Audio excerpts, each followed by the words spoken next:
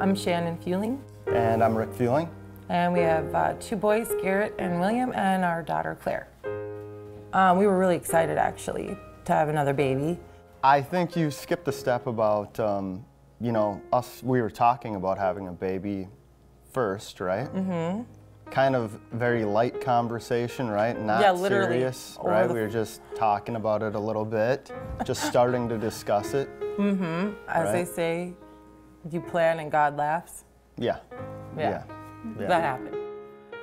So yeah, in July we were talking about having another baby, and literally days later we found out we were having another baby.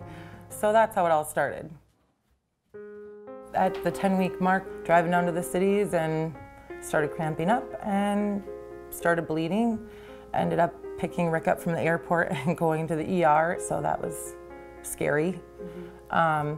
And they were obviously concerned. They did an ultrasound, and I was preparing myself that they were gonna say, you know, sorry, there's no heartbeat, or, you know, you've lost the baby. Thankfully though, did the ultrasound, 160 beats per minute. I, like, seriously, pure relief. And then they just said that I had a subchorionic hemorrhage and possibly that she was a twin and we lost one, so.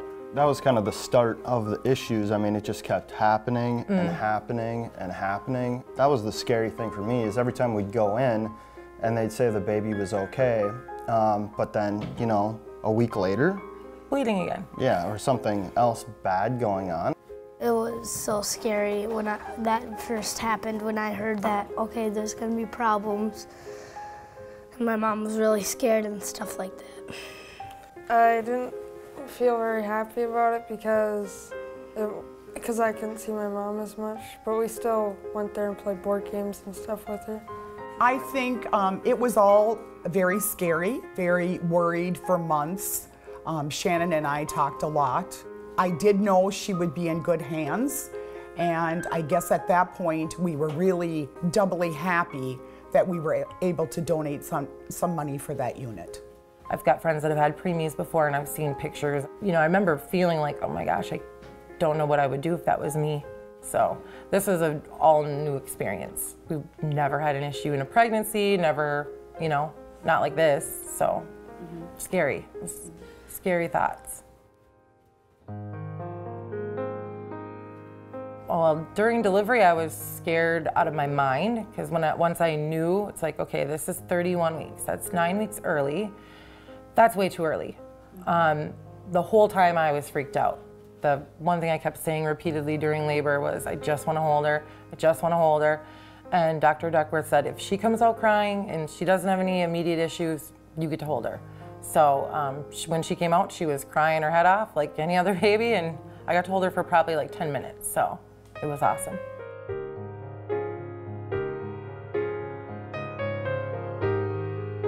You know, when she was actually born, obviously you have a child born, and that's a moment of pure joy.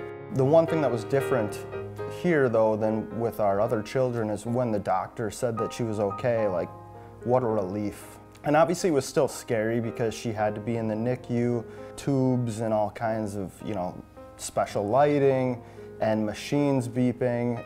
But the doctor saying that she's really, really healthy, considering, you know, was a lot of relief. Yeah, well, we did good. Yep, we did everything. 4 pounds, 8 ounces, 16 3/4 inches long. You can't argue with those numbers.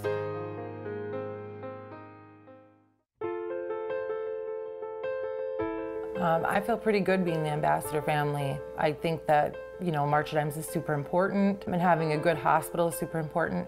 I dealt with nothing but really great people in there. I had a really good experience as far as doctors, nurses, and as far as the March of Dimes helping us, I think that all the research that they've done for babies and helping preventing premature births is huge. I mean, every day you're pregnant when you're in that situation is a gift. I mean, every day. Every week is a milestone. You get a cupcake in the hospital for every week you make it, so clearly that's a big deal.